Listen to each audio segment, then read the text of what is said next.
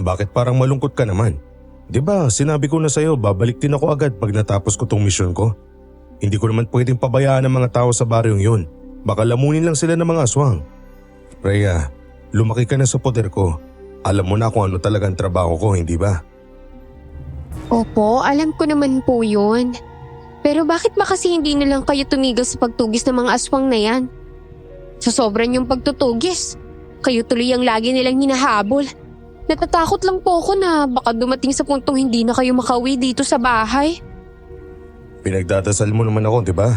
At isa pa, hindi ako pwedeng hindi makabalik. Alam kong kailangan mo ako at ayokong iwan ka mag-isa. Gusto ko pang makita kung sinong mapapangasawa mo, pati mga anak mo balang araw. Tito Dalisay naman eh. Si Atong nasabihan ko na. Sasamahan ka niya mamayang gabi dito. Wala kayong dapat ikatakot. Puno na ng proteksyon ang bahay na to. Kapag may tambay dyan na nanggugulo sa'yo, sabihin mo agad sa akin pag uwi ko, ha? Mag-iingat po kayo dun ah. Uuwi kayo. Medyo malayo-layo pa naman ang pupuntahan ninyo. Bakit po ba kasi ang daming aswang dito sa Pilipinas? Ayan tuloy. Halos buong bansa na nilibot nyo na. Masaya ako sa ginagawa ko. Lalo na kung alam kong may matutulungan ako. May narinig ako na may kuta daw ng mga aswang sa baryo ng Dumanyo. Kailangan kong hanapin yon at tapusin sila. Eh kahit maubos mo pa sila, may mga ipinapanganak pa rin po na nagiging aswang. Pero tito, sobrang proud po ako sa inyo. Ilang beses na po kayong pumunta kung saan-saan para puksain sila eh. Pero nakakauwi pa rin po kayo, kahit may kunting sugat lang. Kasi nga ikaw ang inaalala ko. O siya, alis na ako ha. Baka sa makalawa nandito na ulit ako. Huwag ka na mag-alala, hindi ka pababayaan ni Atong dito. Ay, hindi po ako nag-aalala sa sarili ko. Kayo po ang inaalala ko eh. Pagkatapos nyo silang tapusin, umuwi kayo agad ah.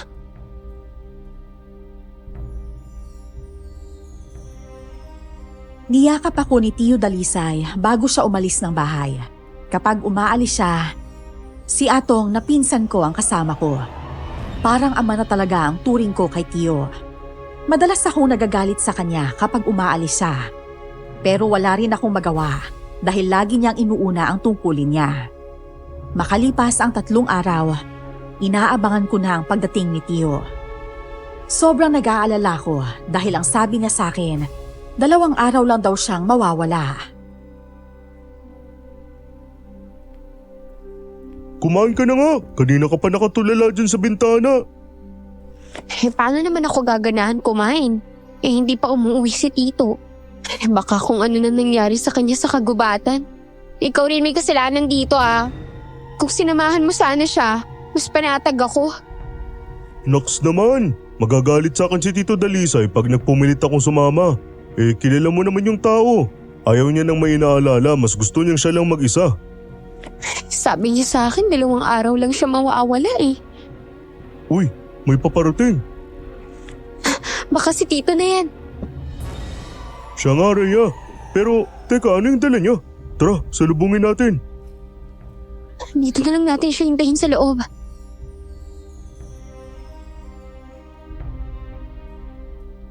Naghintay kami sa may pintuan. Habang naglalakad si Tio papasok sa bahay, unti-unti kong napansin kung ano ang dala niya. Isang sanggol na mahimbing na natutulog. Nagulat ako, nagtaka, at may konting takot na bumalot sa akin. Saan niyo po nakuha ang sanggol? Saan pa ba? Doon sa kuta ng mga aswang. Palis na sana ako pagkatapos kong tapusin ang mga tiktik. Pero bigla ko narinig na umiiyak tong bata. Naawa ko kaya dinala ko na lang. Baka naman anak ng tiktik yan. Hindi. Alam ko dati, kuta yun ng mga kalibonan. Ang daming naglalaki ang puno ron. Puro kahoy na malalaki. Ano pong balak niyo sa bata? Aampunin ko na lang. At alam mo ba kung saan ko mismo siya nakuha? Hindi lang basta sa loob ng kuta. Nasa ibabaw pa talaga ng isang dambuhalang puno. Tapos tumutulo pa yung itim na dagta. Kawawa naman, baka mahulog pa. Kawawa naman si baby. Grabe, ang himbing pa ng tulog oh. Ayan Rhea, may paglilibangan ka na. Tito, kumusta naman po kayo? Ayos lang. Medyo napagod lang. Itinakas ko kasi yung bata mula ron. Magpahinga na po kayo. Ako na pong bahala sa bata. Bibili na lang kaya ako ng gatas sa tindahan. Oo, sige. Mas mabuti yan para pag nagising siya, may mainom siya agad. Tapos, Tito ha, kung nagugutom po kayo, sabihin niyo lang ha. Hindi ako gutom. Gusto ko lang ibagsak ang likod ko sa higaan. Salamat sa Diyos, panalo na naman ako laban sa mga halimaw.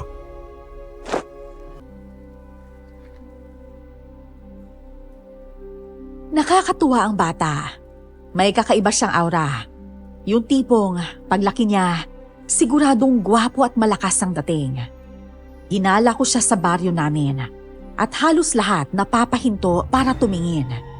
Nag-uusisa sila kung sino at saan ang galing ang sanggol. Pero inilihim ko kung saan siya natagpuan ni Tio. Pero natatakot ako dahil habang lumilipas sa mga araw, parang biglang nanghihina si Tio Dalisay. Dinalhan na lang po kita ng pagkain. Hindi ka pa po kasi bumabangon mula kaninang umaga dyan sa higaan niyo eh. Ano po ba talagang nararamdaman niyo? Ewan ko ba. Parang hindi na magkadugtong yung mga buto ko. Tapos ang katawan ko parang papel pero bigat-bigat. Siguro sobrang napagod ako sa pakikipaglaban sa mga tik-tik na yun. Kaya nga po sinabi ko sa inyo eh. Itigil niyo na po yung pagtunggis sa mga aswang. May edad na po kayo. Iba po yung dati na mas bata pa kayo noon. Kamusta naman ang sanggol? Nasa kwarto ko po. Kasama niya po si Atong. Alam niyo po, ang daming natutuwa sa kapugian ng batang yun. Kaya ako nga siya dinala. Alam kong gwapo eh. Kawawa naman kung mauwi lang siya sa tiyan ng aswang. Sandali lang po ah. Kumain na muna po kayo dyan. Baka nagugutom na po yung sanggol na napulot niyo.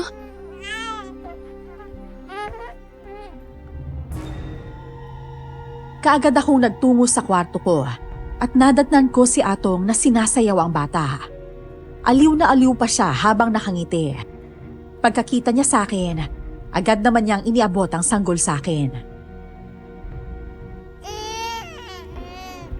Bigla na lang umiyak, parang sinasaktan. Hindi naman inaano. Iniistorbo pa ako sa pagkain ko ng santol.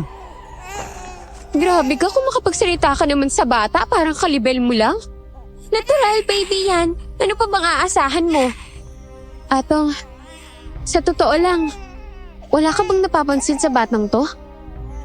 Napapansin na ano? Ang himbing ng tulog pag-araw. Pero paggabi, iyak ng iyak.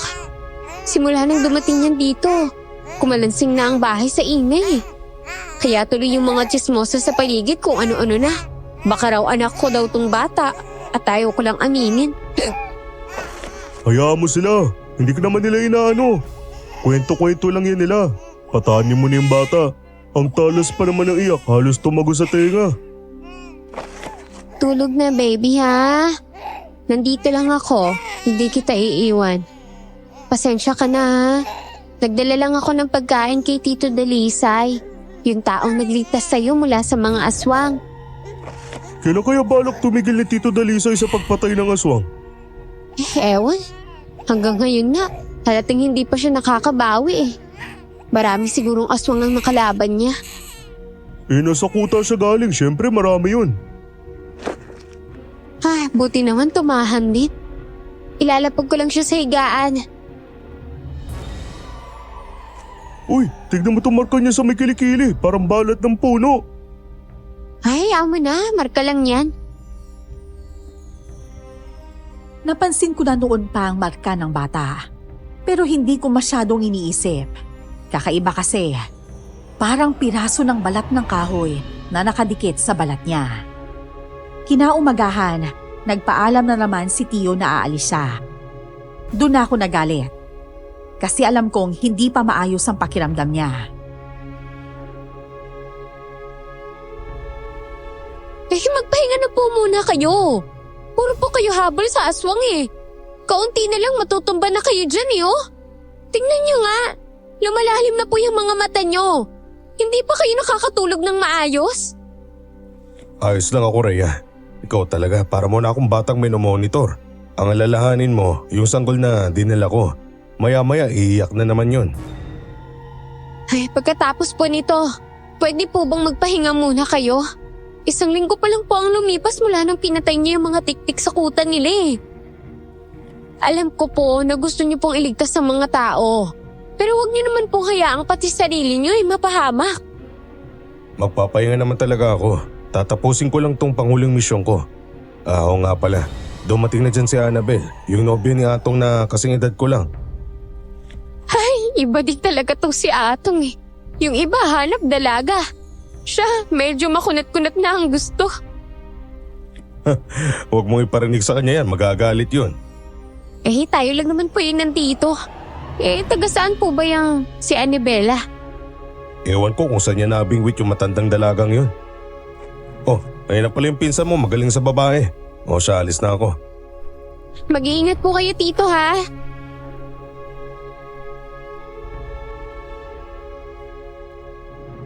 Niyakap ko si Tio at ganun din ang ginawa ni Atong. Kagaya ng palaging ginagawa ni Tio, sa kagubatan siya dumadaan para daw medyo malapit papunta sa ibang bayan. Kaagad ko namang inusisa si Atong tungkol sa kanyang kasintahan.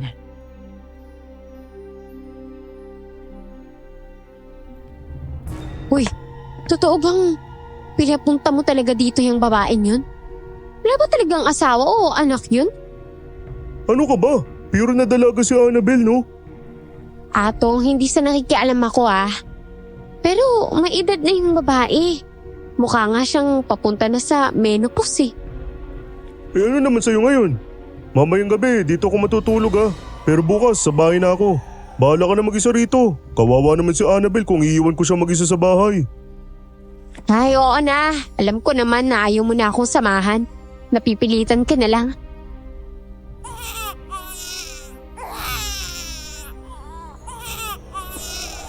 Rhea, bilisan mo! May tumutubo sa bata! Ano? Anong tumutubo sa kanya? Basta tignan mo, humahaba yung mga kuko niya. Para siyang sigbin o kung anong nilalang. Diyos ko, anak ata ng halimaw tong bata. Baka anak ng aswang na dinala ni Tito Dalisay dito tapos hindi niya alam. Hindi. Oo nga no. Bakit humahaba ang mga kuko niya? Ato, anong gagawin natin? Ewan ko. Tatawag ako ng tulong sa mga kapitbahay. Wag! Pag ginawa mo yun, matatakot sila at baka si Tito Dalisay pa ang satsihin nila. Magagahit sila sa tito ko. Anong gagawin natin? Hayaan na lang ba natin na baka bumangon yung bata at saktan tayo? Kumalma ka, okay? Huminga ka muna. Ayan oh. Tingnan mo mabuti. Bumalik na sa normal ang kuko niya. Wala na tayong dapat katakutan sa ngayon. Kusang umahaba tapos kusang bumabalik. Hala, Rhea, hindi ata anak ng tao yung inaalagaan natin. Atong, huwag mong babanggitin to sa kahit kanino Si Tito Dalisay lang dapat ang makaalam.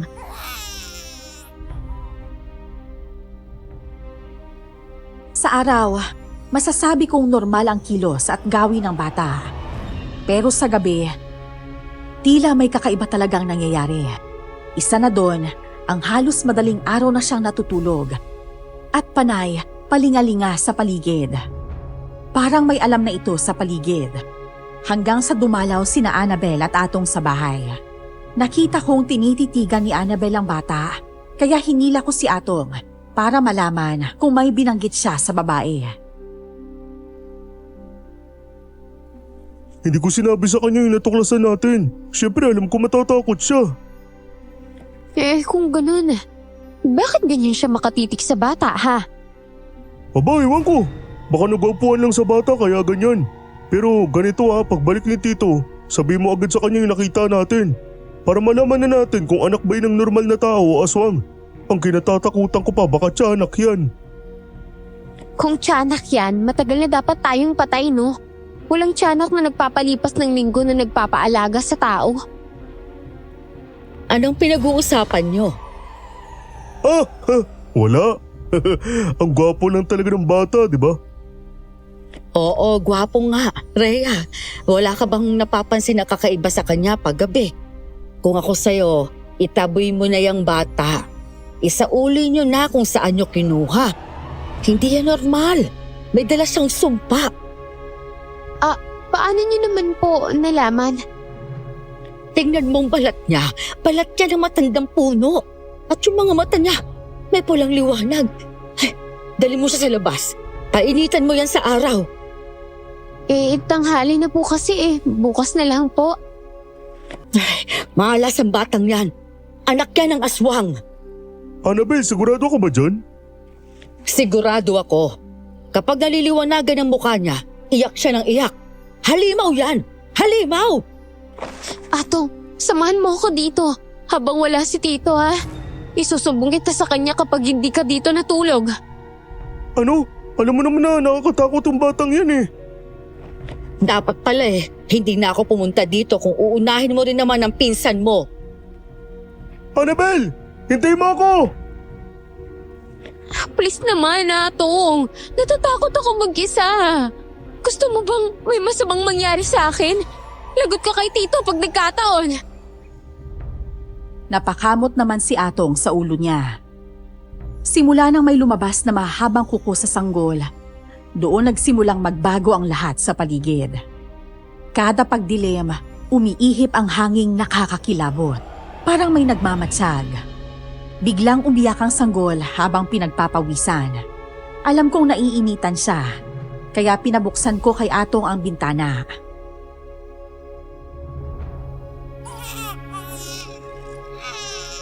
Nakabukas na yung bintana pero iyak pa rin ang iyak. Haplasan na natin yung tiyan niya, baka masakit, baka napasukan ng hangin. Hindi ko talaga alam gagawin ko sa batang to Tana, please. Tama na ang pag-iyak. Sa tingin mo ba maintindihan ka niyan? Habang kinakausap mo, mas lalo pang lumalakas ang iyak. Ano naman kayang pwede nating gawin? Wala akong alam sa pag-aalaga ng bata, no? Ako nga ang nandito sa bandang bintana Hindi siya nakakahinga ng sariwang hangin. Kasi hinaharangan mo. Di lumipat ka dito.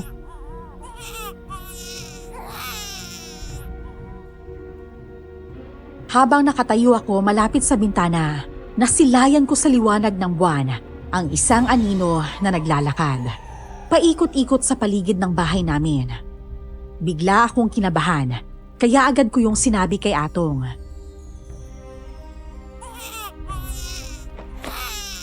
May tao atang umiikot sa bahay natin. Kumuha ka ng itak. Bilisan mo. Tao? Oo, dalian mo na. Kunin mo na yung itak. Baka may masamang binabalak sa atin nakita ko yung anino umiikot sa paligid ng bahay. Kaya siguro umiiyak ng ganito yung bata, nararamdaman niya may masamang nilalang dito. Sige, sadali, kukuhanin ko yung itak. Bilisan mo Tama na, baby. Baka kabagin ka niyan Ano ba gusto mo? Gatas? Nandito na ako. Narinig mo pa yung alulong ng aso? Oo naman. Hindi naman ako bingi. Sabi ni Tito kapag umalalong ang aso, may nilalang daw silang makikita na hindi nakikita ng tao Isara na natin ang bintana. Baka aswang yung aninong nakita mo kanina. Akmang isasara na ni Atong ang bintana nang bigla kaming makakita ng mga matang mapupula. Kumikislap sa dilim. Kulay dugong nakakatindig balahibo.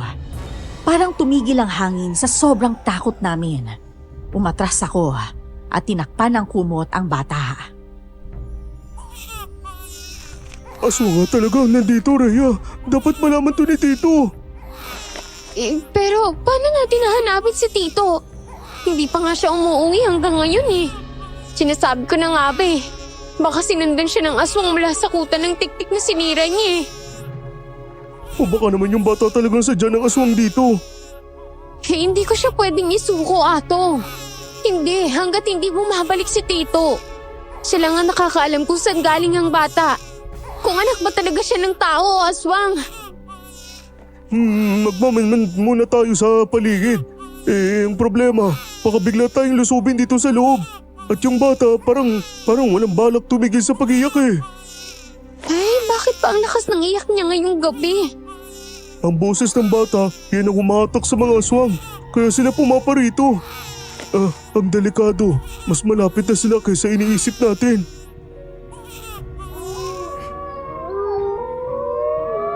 Pinatahan ko ang bata at pinadede ko siya ng gatas.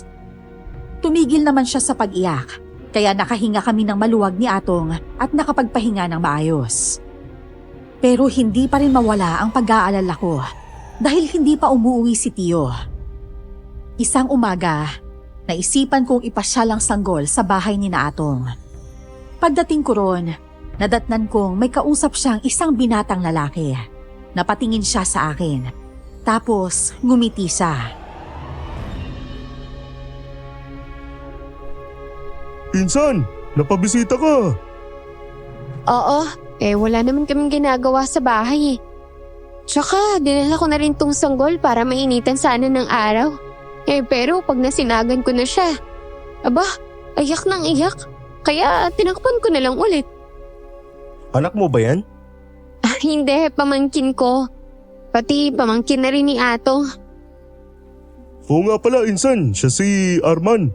Batang kaibigan ko na lumapit dito sa baryo nung nakaraang linggo. Nakalimutan ko pang sabihin sa'yo. Arman, si Rhea. Yan, dalaga pa. Ayos yan, kasi binata rin ako. Pero Atong, bakit parang umalis bigla yung kasintahan mo? May pinag-awayan ba kayo bago ako dumating? Umalis si Ate Annabella? Oo, pero babalik naman yun. Kakaalis lang niya bago dumating si Arman. Baka pumunta lang sa mga kaibigan niya, may kipagkwentuhan. Pwede ko bang hawakan yung sanggol? Oo naman. Para makapagpahinga naman tong braso ko. Mabigat na siya eh. Ang bilis lumaki. Nung una ko siyang inalagaan, parang bagong silang lang talaga. Buti naman, kahit wala kang karanasan, naalagaan mo siya ng maayos. Sino bang kasama mo sa bahay niyo? Ako lang. Umalis kasi si Tito pero babalik din siya. Paggabi naman si Atong ang kasama ko. Ganun pala. Kaya nga minsan nawawalan na ako ng oras para kay Annabel. Kada gabi dito ako kay Rhea. Hindi ko naman pwedeng pabayaan yung pinsan ko, magagalit pa si Tito.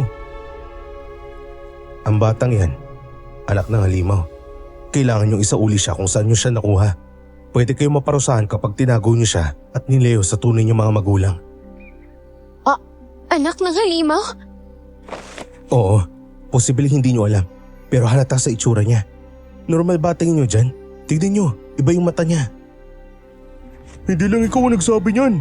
Si Annabelle ganun din ang sinabi sa amin. Ilayo niyo siya para sa ikakabuti niyo. Kung hindi, baka siya pa mismo magdala ng kapahamakan sa buhay niyo. Mas malala pa, baka siya pa ang pumatay sa isa sa mga miyembro ng pamilya niyo.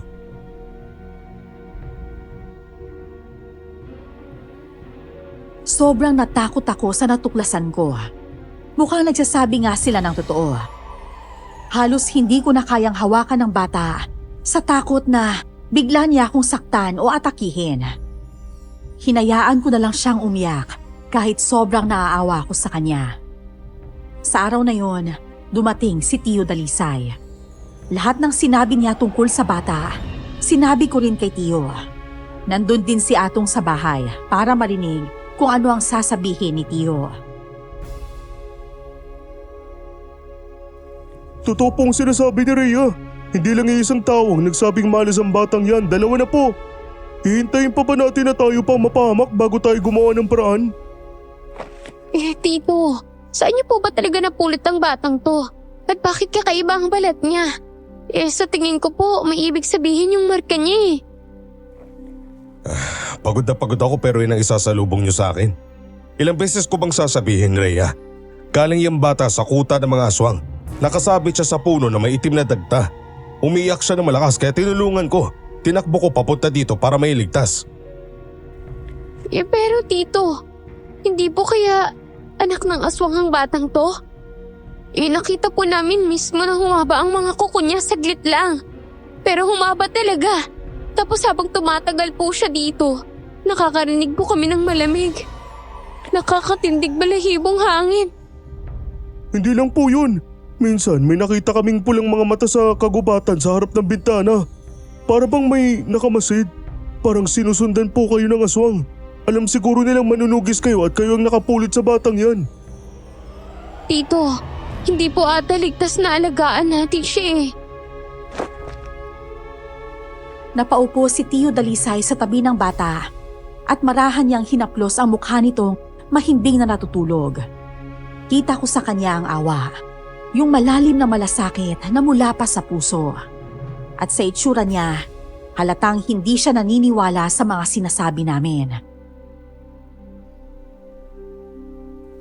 Hindi niyo po ba talaga pinaniniwalaan ang mga sinasabi namin? Baka naman po tagapagmana ng aswang ang batang yan. At baka siya pang makapatay sa inyo, Tito. Lumapit kayo rito. Pagmasdan niyo ang mukha ng bata. Inosente, tahimik. Masasabi niyo bang may banta siya sa buhay natin? Kung ayaw niyo siyang alagaan, ako nang bahala sa kanya. Hindi po dahil ayaw namin. Gustong gusto ko nga po siyang alagaan eh. Pero natatakot po talaga ako, Tito. Natatakot ka sa isang sanggol? Anong alam ng ganitong kaliit sa pagpatay ng tao? Pero Tito Dalisay… Kapag ako na nag-alaga sa kanya, doon ko malalaman kung totoo ang mga sinasabi niyo. Hindi ko sinasabing nagsisinungaling kayo, pero gusto kong ako mismo ang makakita, ang makarinig at makaramdam ng kakaiba kung meron man habang nasa bisig ko ang bata.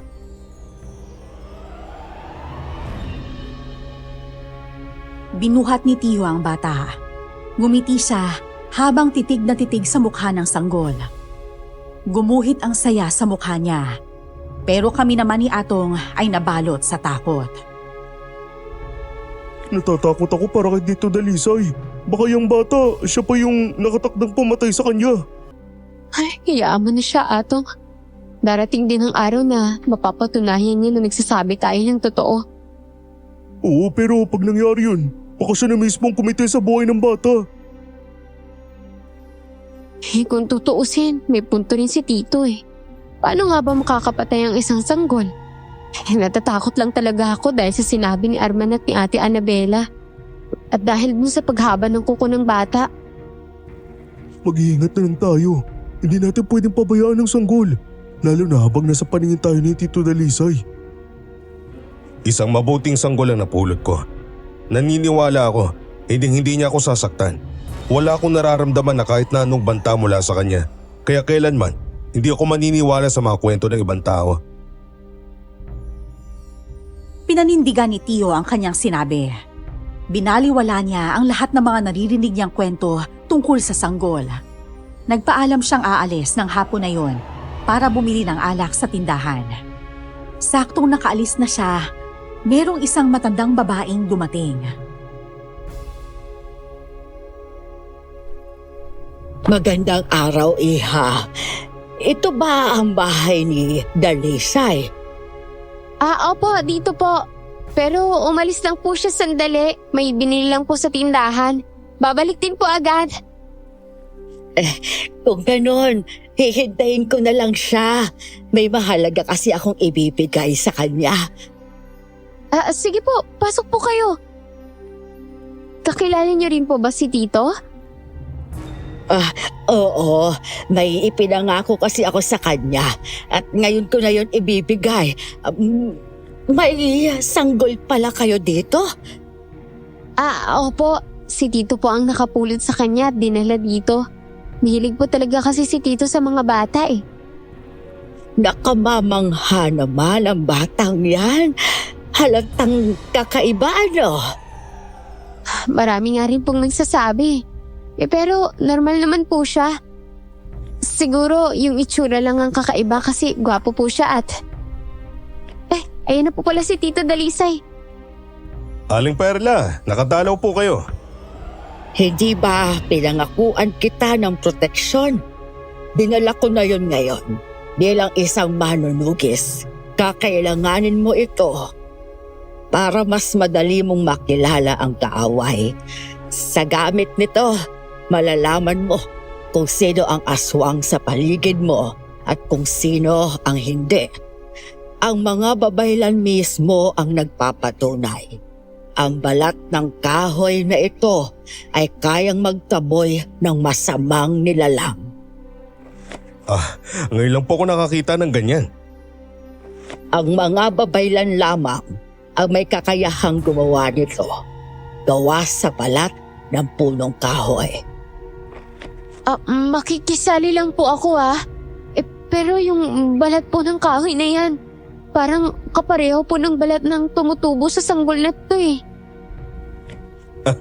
Baka nagkataon lang. Maraming salamat, Aling Perla. Malaki yung may tutulong nito sa akin laban sa mga masasamang aswang. Kung ganun, kaya rin po ba ng proteksyong yan na malaman kung aswang ang isang sanggol? Oo, kapag aswang siya, maaaring masakta ng bata kapag inilapit mo ito. Bakit iniisip ba ninyo na aswang ang sanggol na yan? Hindi po. Si Rhea lang po yan. Ang daming tanong, curious lang po siya sa mga proteksyon nyo. Ganun pala. Sige, kailangan ko na umalis. Nagkita kami sa kuta ng mga tiktik na pinatay ko. Isa siya sa tumulong sa akin para maubos ko sila. May kakayanan pala siyang pumatay ng aswang kahit ganyan na ang edad niya? Oo, kapag magaling talaga ang isang nilalang, kahit tumanda sila, dala pa rin nila ang lakas at galing nila. Matanda nga siya tignan, pero sa totoo lang, mas mabilis pa siyang kumilos kesa sa akin. Tito, bakit hindi po natin subukan? Ilapit natin sa bata yung proteksyon para malaman natin kung masamang nilalang ba ang bata o hindi. Naisip ko na rin yan, Rhea. Sige, halika na. Saksihan natin kung anong mangyayari sa sanggol, kung totoo bang may masama sa kanya o wala.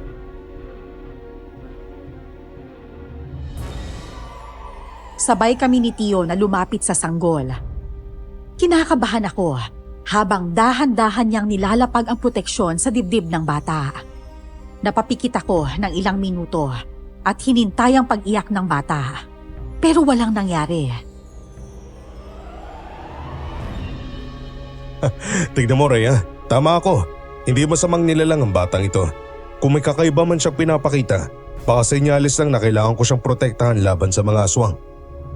Ay, Diyos ko, buti naman. Simula ngayon, hindi na ako matatakot na hawakan siya.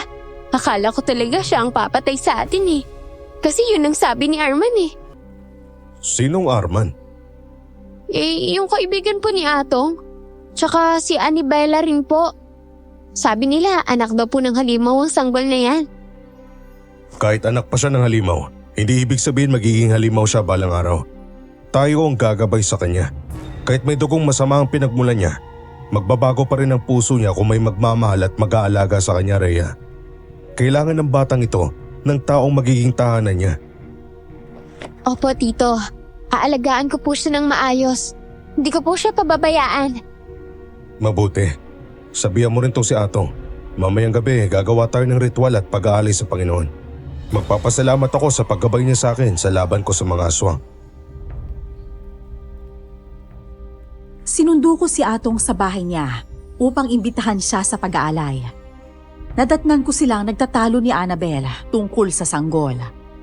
Hindi muna ako kumatok para marinig ko ang kanilang pinag-uusapan. Sinabihan na kita, di ba? Huwag ka lalapit sa sanggol na yon. Bakit pa ayaw mo maniwala sa akin na anak yon ng halimaw? Kasabay kami ni Tito lumapit sa sanggol.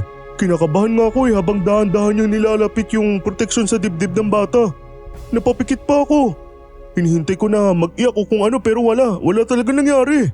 At saka kung halimaw nga yung sanggol, bakit wala naman nangyayari kay Rhea? At si Tito manunugis siya. Alam niya kung anak ng aswang ang isang bata.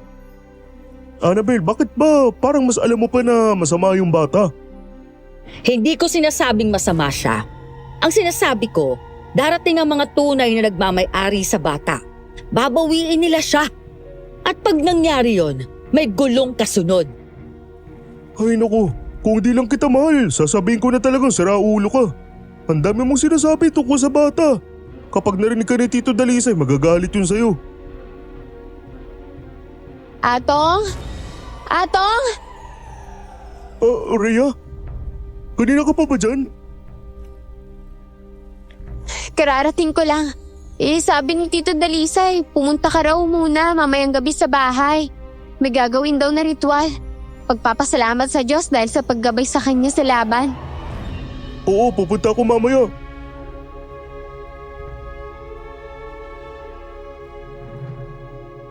Sinulyapan ko lang si Annabel at agad akong bumalik sa bahay. Pagsapit ng gabi, naghanda kami para sa gagawing alay. Naglatag kami ng mga prutas, saka asin, bilang panangga ni Tio laban sa masamang espiritong maaaring manggulo sa ritual. Mahimbing na natutulog ang sanggol ng mga oras na yun. Lumuhod kami sa sahig at nagsimula na si Tio sa pagritual.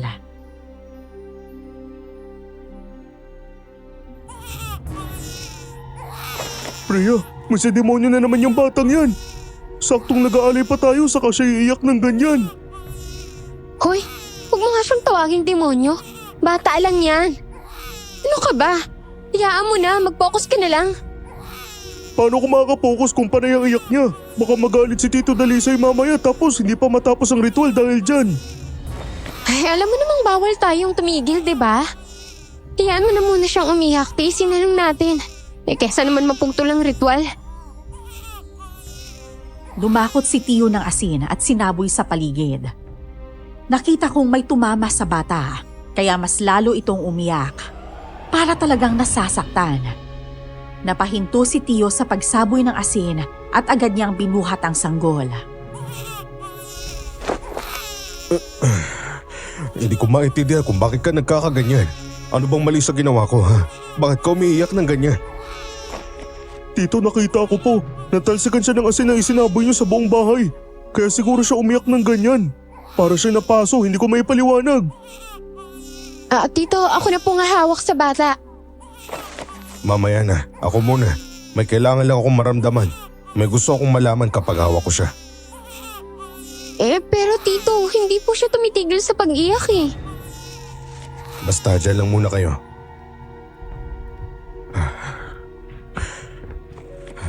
Rhea, kunin mo na. Baka mataganan ko siya. Oo po, akin na po siya. Tito, ano pong nangyayari sa inyo? Bakit parang nangihina kayo? Dati pagkatapos ng ritual lumalakas pa kayo pero ngayon baligtad. Parang nangihina kayo ng sobra. Hindi ko rin alam. Bigla na lang akong nahilo. Parang luluhod na ako sa bigat ng ulo ko. Masakit, hindi ko maintindihan kung bakit. Tito, baka nasusobrahan na po kayo.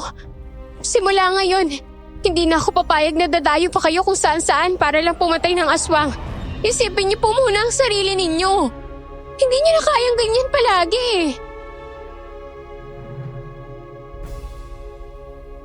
Simula nung gabing natapos ang ritual, bigla na lang tuluyang nanghina ang katawan ni Tio.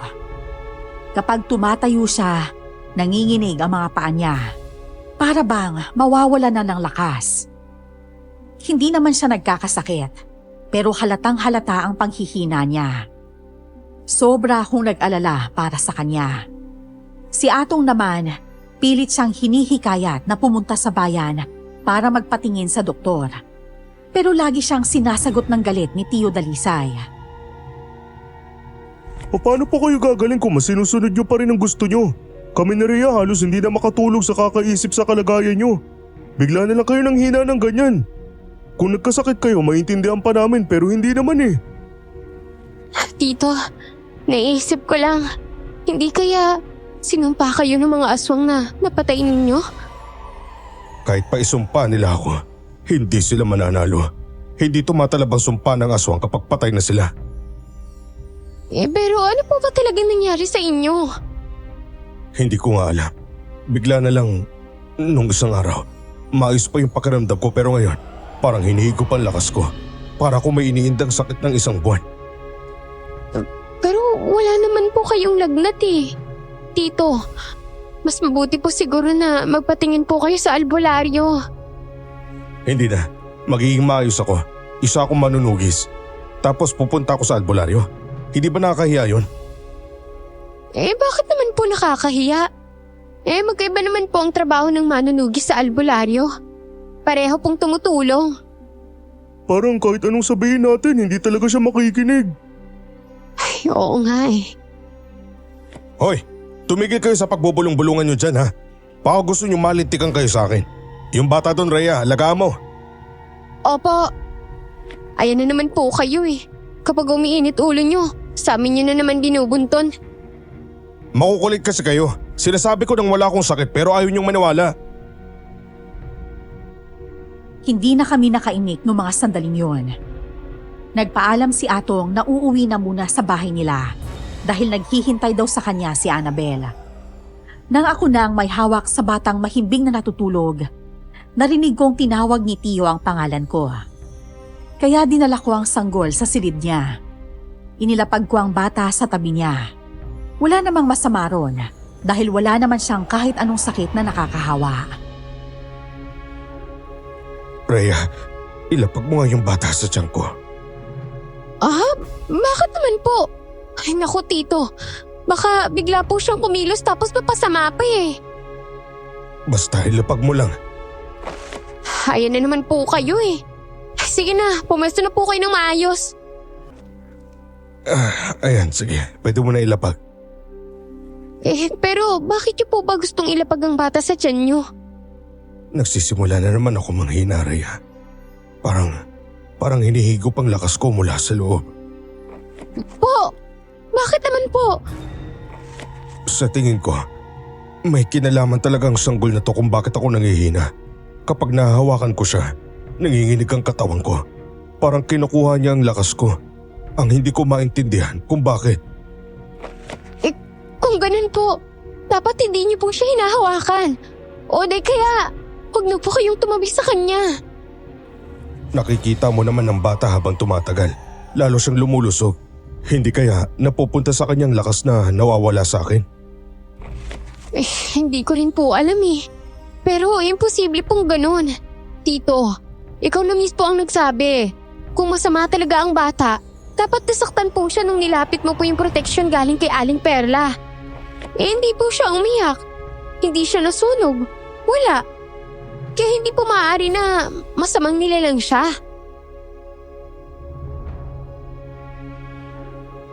Bumuntong hininga si Tio, kaya kinuha ko na ang bata para makapagpahinga siya ng maayos.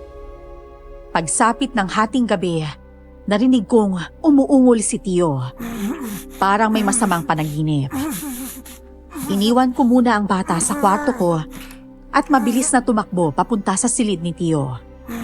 Pagpasok ko, nadatnan ko siyang nakapikit. Hingal na hingal. Parang may kinakalaban sa panaginip niya. Tito Dalisay! Gumising po kayo! Tito! Wag! Maawa ka! Tito!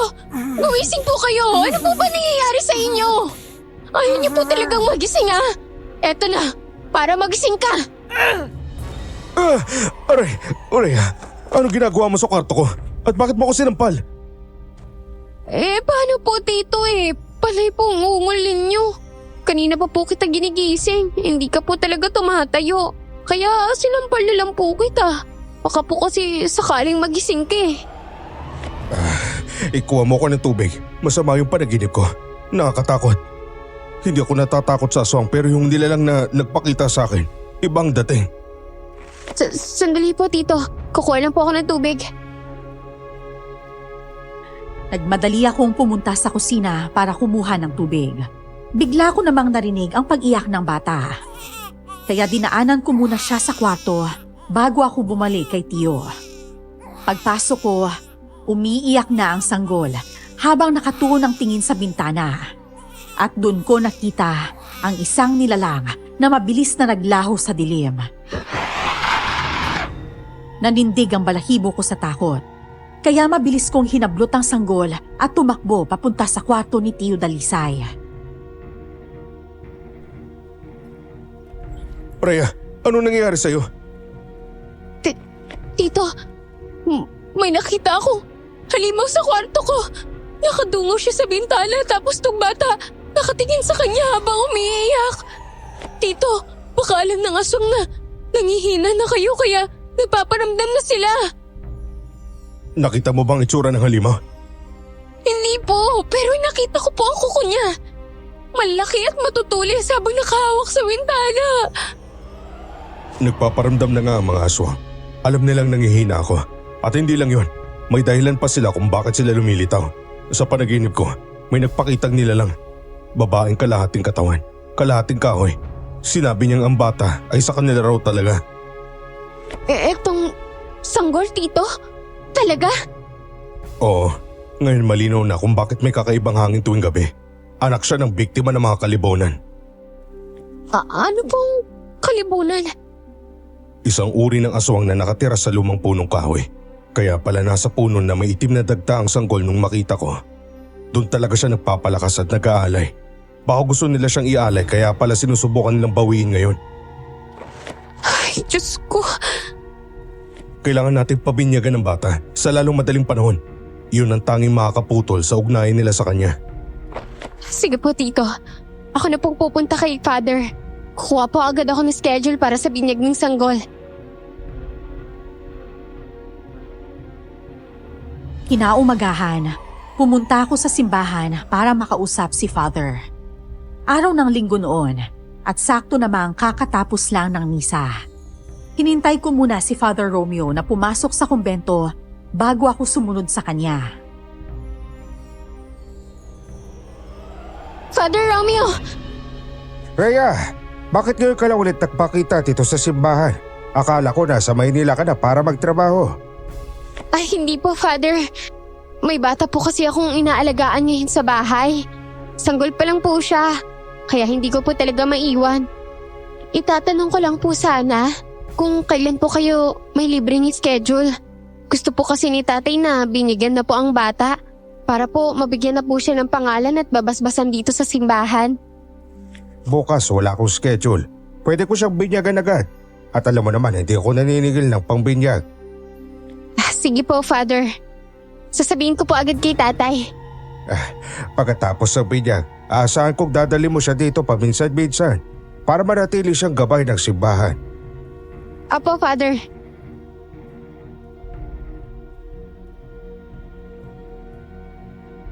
Binalita ko kay Tio Dalisay ang sinabi ni Father Romeo. May alaga naman kaming manok, kaya yun ang gagawin naming handa para sa binyag. Sapat na yon para sa amin, dahil mahirap lang naman kami. Pinasuotan ko ng puting damit ang sanggol. Hiniram ko pa yon sa kapitbahay namin. Lalong lumitaw ang kapugian ng bata at hindi namin maisip kung saan ang galing ang lahi niyang yon.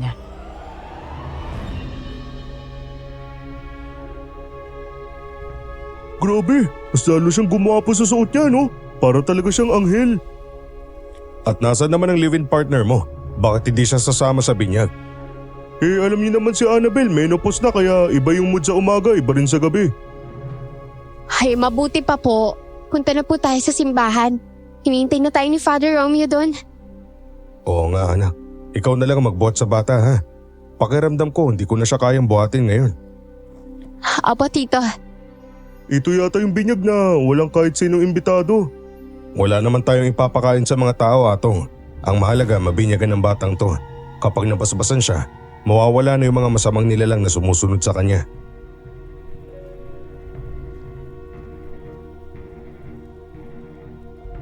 Maaliwalas ang panahon. Parang nakikiayon pa sa binyag ng bata. Pero pagdating namin sa simbahan, biglang umihip ang malakas at malamig na hangin na para bang bumalot sa katawan ko. At kulang na lang ay tangayin na rin kami kasama ang bata. Biglang dumilim ang paligid. Kasunod ang pagbuhos ng malakas na ulan. Nasa labas pa kami ng simbahan noon at hindi pa nakakapaglakad papasok. Anak nang, bakit biglang umulan? Kanina nung paalis tayo sa bahay ang linaw ng langit ah. Oo nga, ibang klase tong ulan parang binubuhos ng buo. Alam nyo, naisip ko lang hindi kaya taliwas itong ginagawa natin? Para bang pahiwatig na hindi dapat binigyan ng batang hawak ko. Rhea, ganyan talaga ang panahon. Walang tao makakapagsabi kung kailan uulan. Diyos lang ang may kontrol ng lahat.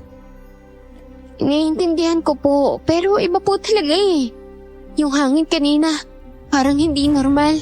Ang lakas, parang may kasamang kung ano eh. Ang mabuti pa po, pumasok na po tayo sa simbahan. Baka sinusundan na tayo ng mga nilalang na nakadikit sa bata. Tama ka. Pumasok na tayo.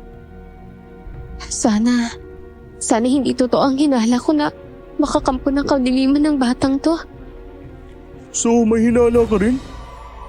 Oo, si Tito lang naman ang ayaw maniwala sa lahat eh. Nang makapasok na kami sa loob ng simbahan, biglang sumara ang pinto. Nagliyab ang mga kandila sa paligid at lalo pang lumakas ang ulan sa labas. Biglang lumitaw si Father Romeo sa harapan namin. Tila wala sa sarili habang nakatitig sa batang hawak ko.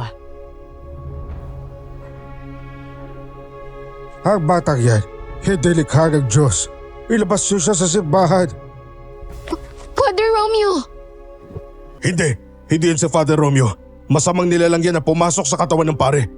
Kung sino ka mang hayop ka, lubayan mo ang katawan ng taong yan. Hindi ko kayo tatantanan hanggat hindi niyo pinapalik ang bata. Sa amin yan, hindi siya anak ng lahi niyo. Galing siya sa lahi namin. Ano pinagsasabi ni Father? Diyos ko, pati pare na pasukan ng demonyo. Hindi siya sinaniban. Ginagamitan niya ng sarili niyang espiritu ang pare para sumunod sa lahat ng utos niya. Hoy! Kung nasan ka man, halimaw ka. Magpakita ka sa akin, harapin mo ako! Hindi kita kailangan saktan, Telisay. Malaki na ang naitulong mo sa amin. Ang gusto ko lang ang bata. Biglang natumba si Father Romeo sa sahig ng simbahan, kaya agad siyang tinulungan ni Atong para makabangon. Nilapitan naman ako ni Tio at sinabi niyang mas mabuting umuwi na lang kami. Pagkalabas namin ng simbahan, biglang tumila ang ulan at muling sumikat ang araw. Doon ko na itinakbo pa uwi ang bata. Sumunod sila sa akin at pagdating sa bahay, inilapag ko ang bata sa papag dahil umiiyak na naman siya.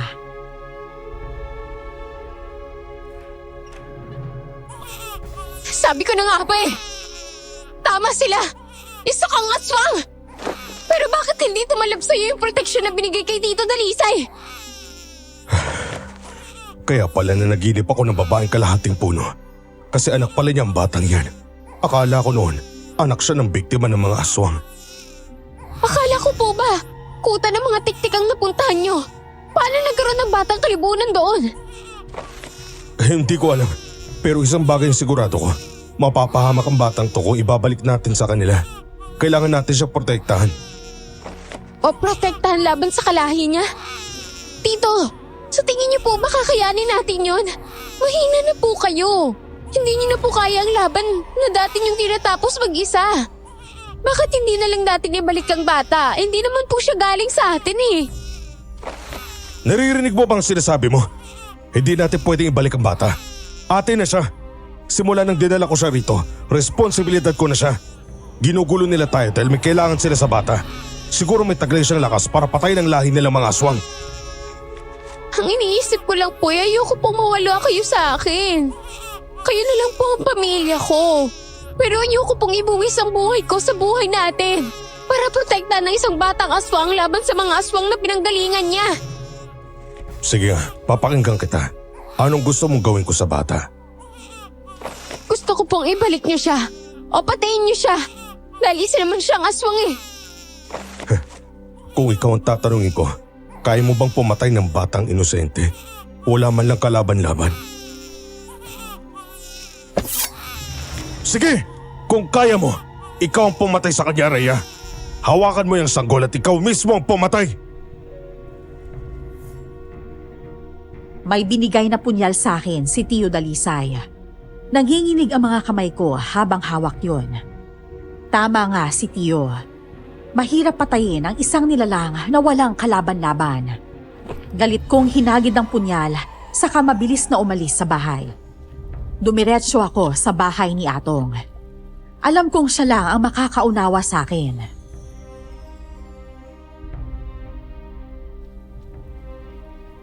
Paano ka, Rhea? Naku, alam mo ba, naguguluhan si Father. Tanong siya ng tanong kung bakit hindi natuloy ang binyag. Ginawa ko na lang ng kwento. Kako, sumakit yung tiyan ng bata at nahilo si Tito Dalisay. Ang masama pa, pagbalik ko wala na si Annabel. Ay, nakakainis si Tito. Ipinipilit niyang protektahan ng bata laban sa mga kalahin nitong kalibunan. Ano pa magagawa niya ngayon? Nanghihina na siya. Imbis na maligtas ang bata, baka lalo pa niyang ipahamak pero ayaw niyang makinig sa akin eh. Rhea, kampo ng demonyo ang batang yun. Kung ako si Tito, isasauli ko din sa mga aswang. Pwede pa tayong mapahamak sa ginagawa niya. Kaya nga, pero ano magagawa ko? Kung ano ang gusto niya, yun ang paninindigan niya. Kilala mo si Tito. Napamahal na talaga siya sa sanggol. Intindihin mo na lang. Sa tingin ko may iniisip siyang paraan, hindi lang niya sinasabi. Ay, sana nga eh. Sana may tamang dahilan siya. Pero feeling ko, alam ng mga aswang na kahinaan niya ang bata eh. Kaya siguro sila nagpapakita. Parang pain kay Tito. Kailangan ka ni Tito ngayon. Huwag mo siyang iiwan lalo na't nangihina siya. Umuwi ka na sa inyo. Ako naman susuyuin ko lang si Annabel. Teka, may tampuhan naman ba kayo? Lagi naman. Siguro dahil menopause na siya kaya ganyan. O ayan, galing mismo sa'yo ah. Pero kung sa bagay, ang pagpamahal wala naman yun sa edad eh. Kung siya talaga ang nakatanda na para sa'yo, di siya na yun. Umuwi na ako sa bahay at nadatnan ko si Tio Dalisay na nakaupo sa sahig habang pinagmamasdan ng sanggol na umiiyak. Nakaramdam ako ng awa para sa tiyuhin ko. Lumapit ako sa sanggol at kaagad siyang binuhat para patahanin.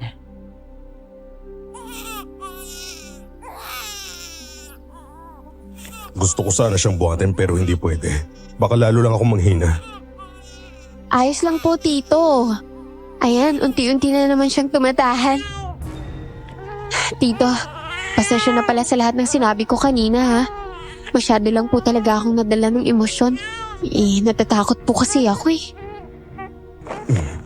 Alam ko, Rhea. Alam ko kung bakit ka natatakot. Dahil hindi ko na kayo kayang protektahan tulad ng dati. Kaya ako rin naguguluhan.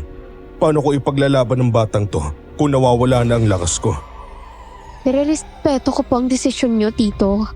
Kung naniniwala kayong tama ang ginagawa niyo, sige po. Susuportahan ko po kayo. Tutulungan ko po kayo sa abot ng makakaya ko.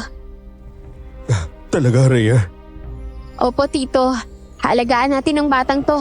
Paprotektahan natin siya kahit kalaban niya pa ang sarili niyang lahi.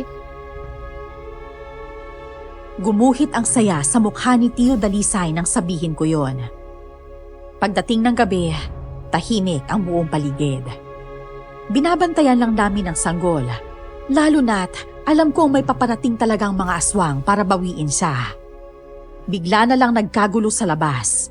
Umalingaw-ngaw ang malalakas na sigawan ng mga tao. Kaagad kong binuhat ang bata at sumilip sa bintana. Nagsisigawan ang mga tao. May aswang daw. Tito! May aswang daw po sa labas! Ang batang sadya nila. Sandali lang. Kukuhanin ko ang mga gamit ko. Sige po! Bilisan niyo po! Kahit anong mangyari, hindi ka namin isusuko sa kapwa mo aswang. Kaya ka naming palakihin ni Tito ng maayos. Hindi ka magiging tulad nila. Hindi ka mananakit ng tao. Hindi ka titira sa puno at hindi ka magiging halimaw. Balang araw, maiintindihan mo kung bakit kailangan ka naming ilayo sa kanila. Hindi tayo pwedeng manatili rito. Kailangan natin tumakas. Ngayon na. Saan po tayo pupunta? Kahit saan. Sa gubat. Hindi tayo pwedeng sumama sa ibang tao. Baka madamay sila. Sa gubat? Tito, hindi ba mas delikado doon? Ako na ang bahala. Kahit kulang ng lakas ko, lalaban ako. Hindi ko hayang makuha nila ang bata. Sige po. Alis na po tayo. Sa kaliwang kamay ni Tio, hawak niya ang buntot pagi na puno ng matutulis na tinik. At sa kanan naman ay ang samurai na minanapan niya sa ninuno naming manunugis din. Tumakbo kami papasok sa kagubatan. Pero isang nilalang ang biglang humarang sa amin. Nagsimula na namang umiyak ang bata. Sobrang lakas. Parang may nananakit sa kanya.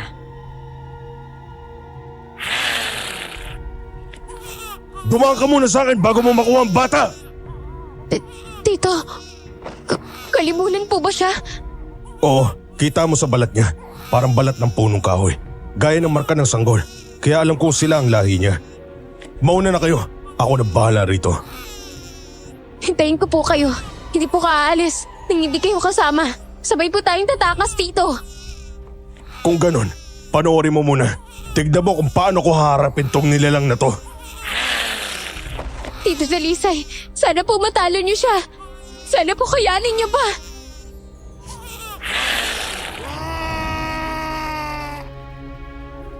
Inatake ng aswang si Tio Dalisay. Nakailag si Tio, pero hindi ganun kabilis. Nakalmot ng aswang ang kamay niyang may hawak na samurai, kaya nabitawan niya ito. Mabilis naman niyang inihampas ang buntot pagi sa aswang. Dahilan ng pag-angil nito. Pero sumugod pa rin ulit.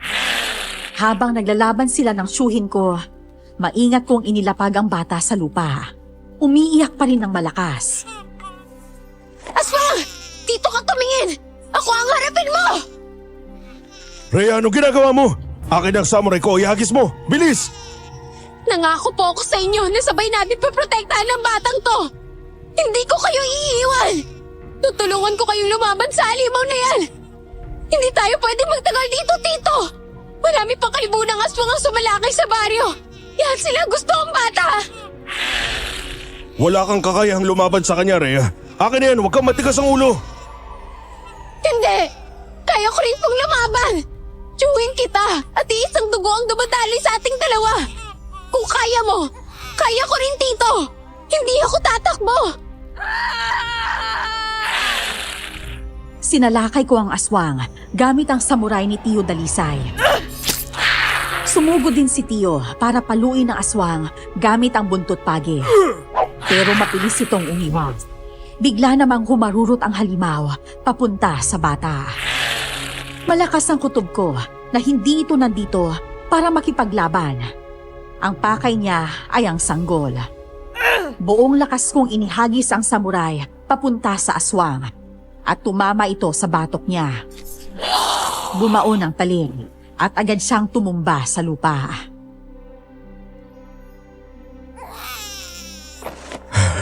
Nararamdaman ko, marami pa sila paparating dito sa gubat. Buhati mo na ang bata. Kukuhanin ko lang ang samurai. Tito, sigurado po ba kayong kaya niyo ba? Oo, kaya ko pa to. Takbo! Ay, Diyos ko. Salamat at tumahimik na rin tong bata. Ang iniisip ko si Atong. Hindi ko alam kung paano na ang pinsan mong yun. Sana po walang nangyari sa kanya. Sana nakatagbo siya mula sa mga aswang na umatake sa mga tao. Pupunta tayo sa may sapa. Doon tayo magtatago. Bilisan mo pa. Hindi po ako pwedeng bumilis pa. Ang dilim ng daan natatakpan ng mga dahon ng buwan. Baka madapa po ako. Baka madaganan ko po itong sanggol eh. Ako na magdadala sa kanya. Pero may sugat po kayo. Sa tingin ko po naman, nahihirapan po silang humabol sa atin. Malayo na tayo. Sa pinanggalingan natin. Maamoy nila kung nasan tayo. Dahil sa sanggol at sa dugo ko. Wala na tayo magagawa ngayong gabi, Rhea. Kapag hindi ko hinarap ang mga halimaw, makukuha nila ang bata. At yun ang hindi ko hayaan mangyari. Kung ganun, ano pong gagawin niyo? Kung kailangan kong ipalit ang buhay ko para sa batang to, gagawin ko. Ayokong lumaki siya kagaya ng lahi niya. Tito Dalisay naman eh. Hindi ako papayag na mawala kayo sa akin. Mas masarap kasama ang bata kaysa sa kagaya kong ganito na. Tito, yung proteksyon. Nasaan yung binigay sa inyo ni Aling Perla? Gamitin natin, baka matabay po sila. Nandito sa bulsa ko. Pero ang pinagtataka ko, bakit nakalusot ang aswang na yun kung talaga epektibo? Mukhang inuuto yata ako ng matandang yun. Tito, dito na muna tayo. Hindi ko na po kayang tumakbo eh. Ilabas niyo na po yung proteksyon. Baka sakaling ngayon pa lang siya umubra. Kapag suot niyo. Inilabas ni Tio Dalisay ang kanyang proteksyon at agad niya itong isinuot. Biglang kumislap ang alumetong. Umaasa kami nagagana ito para hindi na kami sugurin at sundan pa ng aswang. Haya naman po pala, Tito eh. Dapat kanina po po ninyo yan sinuot. gumagana rin pula talaga. Sana nga. Sana itong pakinang na to ay senyalis na tinataboy niya ang masamang nilalang. May mga proteksyon na hindi naman kailangang isuot para gumana. Kahit nasa bulsa lang, basta hawak mo umaandar na. May tiwala ka naman po kay Aling Perla, di ba? Meron. Pero ngayong gabing to, malalaman ko kung tunay ba siya mapagkakatiwalaan. Magpahinga po muna tayo kahit sandali. Kawawa po yung bata. Nakatulog na lang sa kakaiyak. Baka gutom na rin po eh. Wala tayong nadalang kahit bote ng gatas dahil sa kakatakbo natin mula sa mga aswang kanina. Umupo ako sa ilalim ng malaking punong kahoy habang kalong-kalong ko pa rin ang bata. Bigla na lang sumigaw si Tio ng malakas. Napaatras ako sa takot nang makita kong may mga ugat ng kahoy na lumalabas mula sa suot niyang alumetong. Gumagapang yun sa buong katawan niya. Diyos ko! Tito! Ano nangyayari? Bakit po may mga ugat na lumalabas dyan? Tubarin niyo yan! Baka masakal po kayo eh!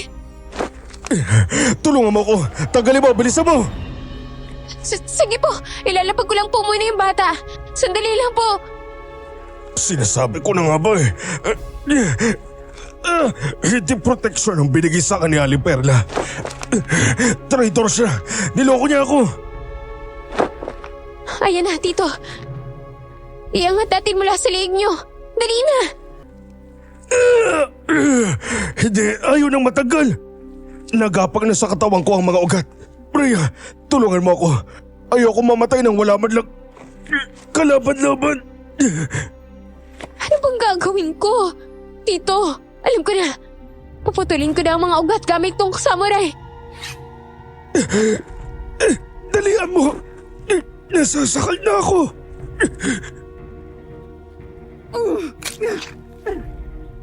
Pinupuluputan na ng mga ugat ang buong katawan ni Tio Dalisay.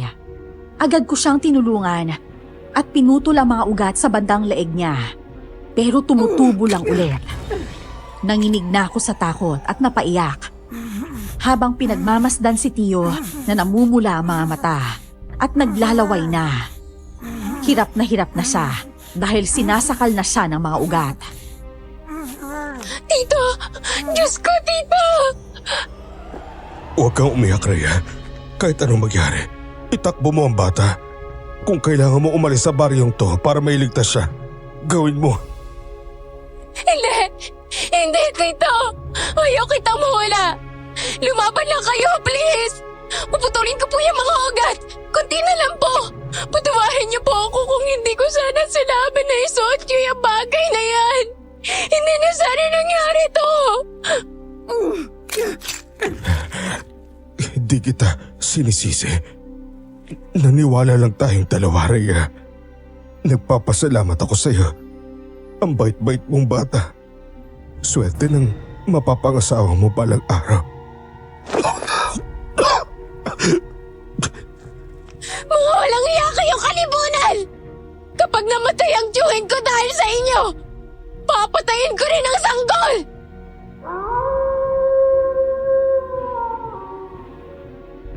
Umalingaw-ngaw ang malakas kong sigaw sa buong gubat. Dahilan, para magising ang sanggol at tumiyak ng malakas.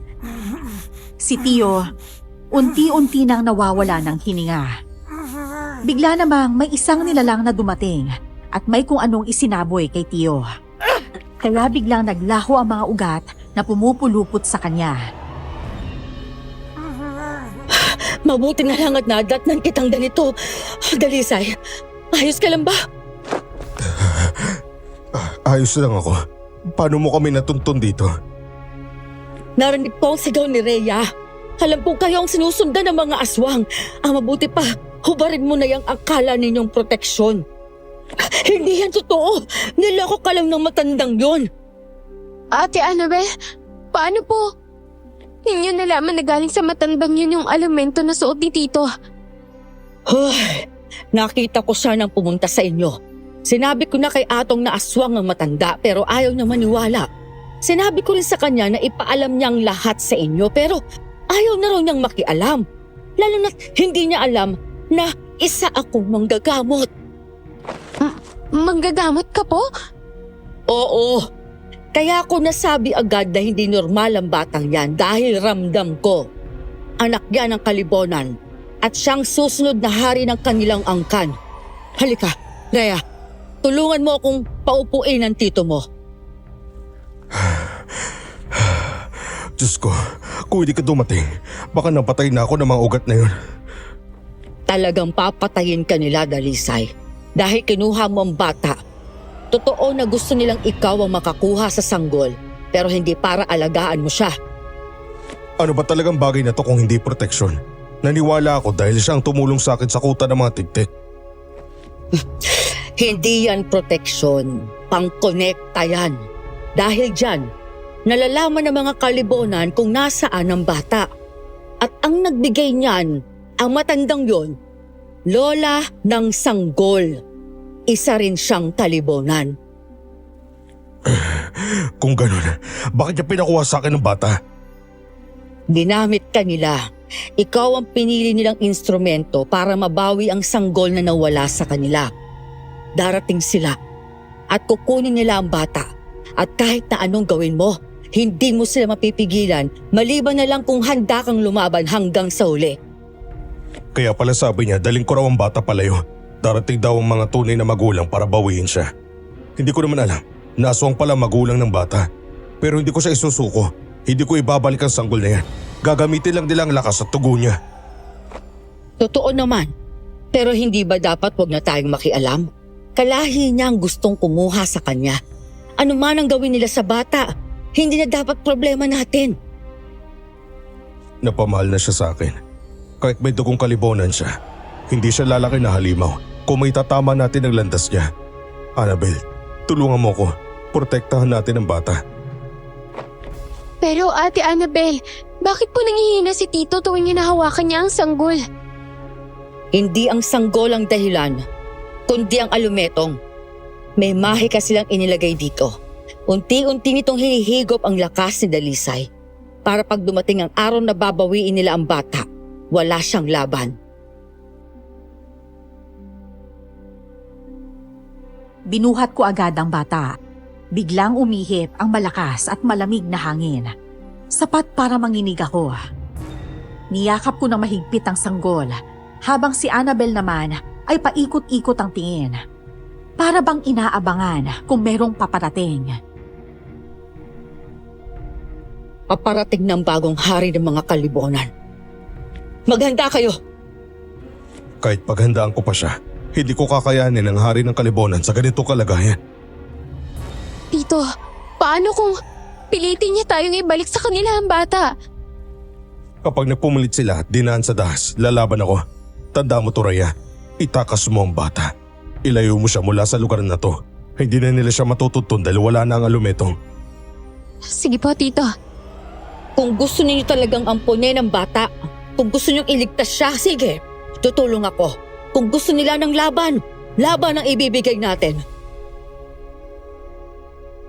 Maya-maya, biglang lumitaw ang hari ng mga aswang na kalibonan.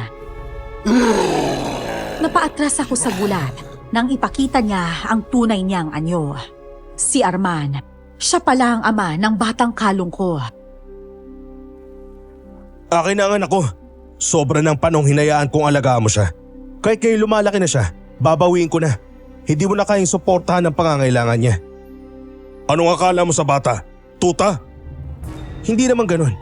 Binabawi ko lang ang anak ko dahil may tungkulin siyang dapat kampanan sa aming lahi. Hinahanap siya ng buong pangkat. Hindi kita kalaban, manunugis.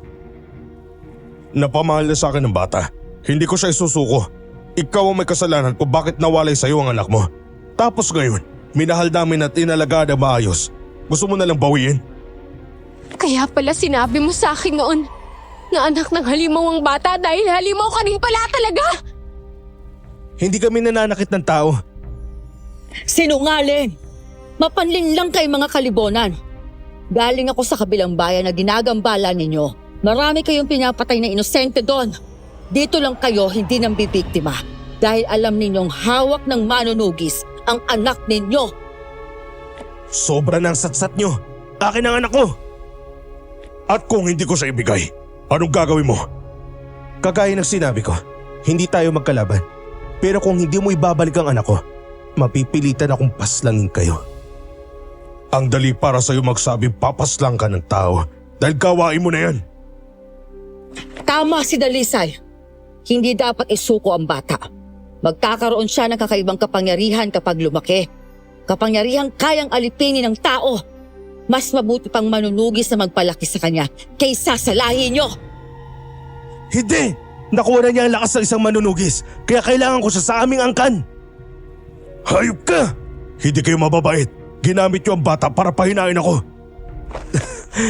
Ganun na nga. Kung ganun, gagamitin ko ang natitira kong lakas. Kahit kakapiranggot na lang, laban sa'yo. Lalaban talaga kayo.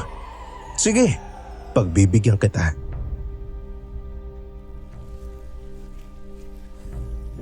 Naging aswang na kalibunan si Armand at inutusan niya ang buong nasasakupan niya para salakayin kami. Agad akong nagtago sa likuran ni Annabel at Tio Dalisay. Pero pilit pa rin nilang inaabot ang bata. Hinarap ni Annabel at Tio Dalisay ang mga aswang. Handang pigilan ang sinumang lalapit sa amin. Ako nang bahala sa haring aswang. Ikaw ang dumiretso sa mga nasasakupan niya. Sige na, sana manig tayo sa laban na to. Ayan na, yung matandang nang utos sa'yo. Pagpapayarin ko siya sa ginawa niya. Niloko niya ako. Simulan na ang laban. Mga alipin, patay na mga hangal na yan. Bawiin natin ang sanggol, ang aking anak. Hinanda ni Tio ang kanyang mga armas para salubungin ang mga aswang. Samantala, tumalon si Annabel para habulin mismo ang hari ng mga kalibunan. May sandata siyang dala. Isang mahabang piraso na gawa sa balat ng kalabaw. Matigas at umaalingaw-ngaw ang tunog sa tuwing inihahampas niya. Tito! Ano pang gagawin ko? Diyan ka lang, huwag ka lalapit dito. Ingatan mo ang bata, Rhea. Huwag mo hayaang makuha nila. Opo, Tito! Kung hindi mo sana kinuha ang lakas ni Tito Dalisay, kaya sana niya tayong protektahan. Laban sa mga kalahi mong sakim. Gagamitin ka lang nila. Kaya kung naririnig mo ako, ibalik mo ang lakas ni Tito. Masyado silang marami, Rhea. Ang mabuti pa itakas mo ng bata. Pero saan naman po ako pupunta? Hanapin mo yung puno na tirahan ng mga kalibunan. Kailangan mong sunugin yun para mamatay silang lahat. Tito, tingnan niyo. Parang may usok na lumalabas sa katawan ng bata papunta sa'yo. Ang sanggol, binabalik niya ang lakas ko. Naririnig niya talaga ako. Salamat. Ngayon, mapapatay na ni Tito ang lahi niyong masasama. Naging mas malakas at mas mabilis si Tio Dalisay. Sa bawat hampas niya sa mga aswang, agad silang natutunaw. Pero sa gitna ng laban, napalingon ako kay Annabel. Paulit-ulit siyang kinakalmot ng hari ng kalibunan. Tito Dalisay! Si Ate Annabel! Tulungan niyo siya! Oo na, kami ng bala rito. Umalis ka na. Hanapin mo ng puno na tirahan nila. Sige po! Tanda mo to, Rhea. Kailangan masunog mo ang puno hanggang maging abo. Kapag naging abo yun, ganun din ang mangyayari sa kanila. Sige po! Tito! Mag-ingat po kayo! Magtulungan po kayo na Ate Annabel! Lumalaban ako ngayon, Rhea. Kaya tigilan mo yung drama mo. Alis na! Mabilis akong tumakbo palayo sa lugar kung saan sila naglalaban. Rinig ko ang sunod-sunod at mabibilis na yabag sa likuran ko. Sigurado akong hinahabol ako ng mga aswang. Kaya mas lalo ko pang binilisan ang pagtakbo. Hindi ko inaasahan na matitisod ang paa ko, kaya bumagsak ako sa lupa. Mabuti na lang at mahigpit ang hawak ko sa bata, kaya hindi siya nahulog o tumalsik. Aray ko! Tulong! Tulungan niyo ako! Tulong! Lumayo kayo sa amin! Kahit anong mangyari, Hindi ko isusuko ang sanggol! May tao ba dyan? Atong! Atong, nandito ako! Tulungan mo ako! Nandito na yung mga halimaw! Rhea! Oh, hindi. May mga aswang. Liwan niyo ang pizza ko! Ayun na talaga ha! Ito para sa inyo! Atong! Tulungan mo ako habang nagwawala pa sila sa abdi! Oo na, halika rito! Ang batang yan, siya talagang punot tulo ng lahat. Huwag mo siyang sisihin! Wala siyang kalam-alam sa nangyayari! Tumakbo na tayo! Ikaw na magdala sa bata! Masakit ang paa ko! Oo na, bilisan mo na kasi dyan! Kailangan nating hanapin yung punong tinutuluyan ng mga kalibunan! Susunugin daw natin! Sabi ni Tito Dalisay! Paano natin mahanap yun? Ang lawak ng gubat na to! Gagawin natin ang lahat para mahanap yung mga punong yun. Buti na lang at may dala kang sulo. May magagamit tayo para sunugin natin lahat ng punong bahay ng mga kalibunan. Inikot namin ang buong kagubatan. Halos kalahating oras kaming paikot-ikot. Hanggang sa wakas, may nakita kaming isang yungib na papalibutan ng malaki at matatandang puno. Ang balat ng mga punong yon, kapansin-pansin, kamukha ng balat ng sanggol sa bandang kilikili niya. Doon ko agad naisip na yun na ang tirahan ng mga kalibunan. Ayan na! Yun ang tirahan nila! Atong! Sunugin mo na! Hawakan mo muna ang bata! Pero sandali, hindi kaya pati ang bata mamamatay kapag sinunog natin ang mga punong tirahan nila? Hindi! Hindi siya nakatira dito! Hindi siya konektado sa punong yan! Gaya ng mga kalibunan! Sige na, Atong! Sunugin mo na! Bilis! Oo na, pero kapag may masamang nangyari sa batang yan, hindi mo ko masisisi ha? Walang mangyayari sa kanya! Naniniwala ako! Sinindihan na ni Atong ang mga lumang puno ng mga oras na yun. May naamoy akong malansa. Parang nabubulok na kung ano, na galing mismo sa mga punong unti-unting kinakain ng apoy. Pinagmamasdan ko ang bata. Tinitingnan kung magkakaroon siya ng anumang reaksyon habang nagliliyab ang mga puno. Pero wala. Tahimik lang siya at walang nangyayaring kakaiba. Nasunog na natin yung mga puno. Kailangan na natin balikan si Tito Dalisay.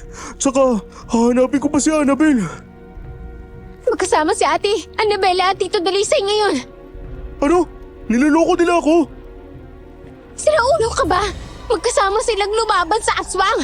At FYI, ang nobya mo, isa siyang albularya. Ano? Oo, siya na ang bahala magpaliwanag sa'yo.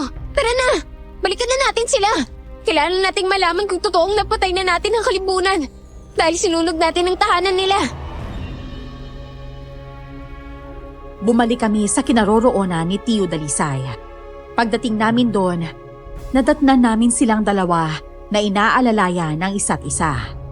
May mga sugat si Annabel, samantalang si Tio Dalisay naman ay tila walang natamo kahit konti.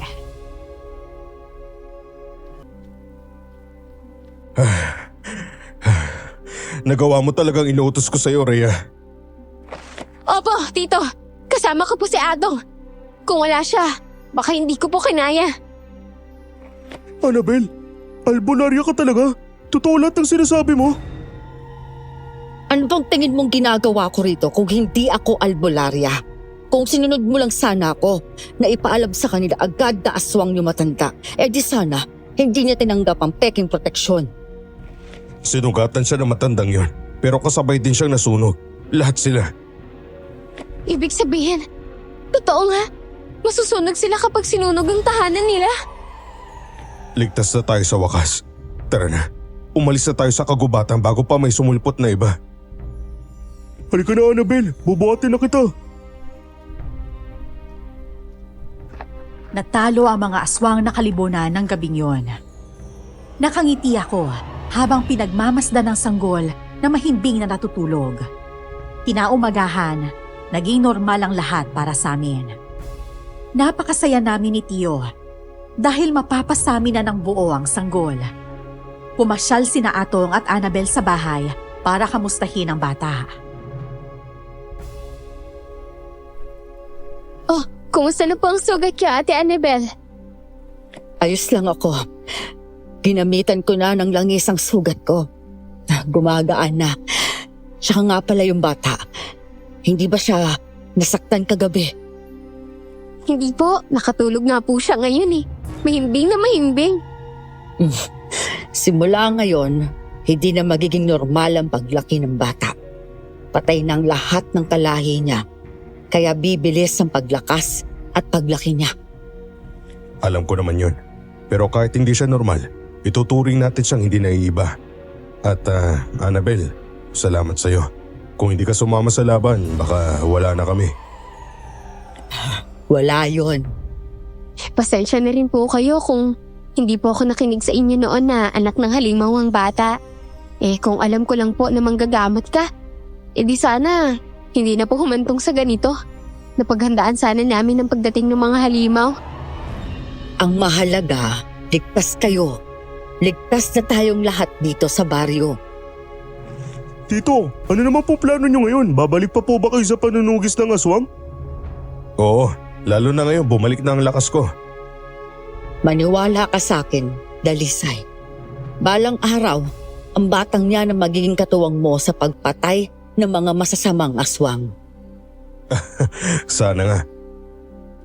Alam ko pong magiging mabuti siyang tao paglaki niya. Mabait po si Tito Dalisay at mapagmahal. Oo naman, kaya nga lumaki ka ng maayos, Rhea, dahil sa chewin natin. Nakapaganda na pala ako ng pagkain. O dito na kayo kumain sa bahay, ha?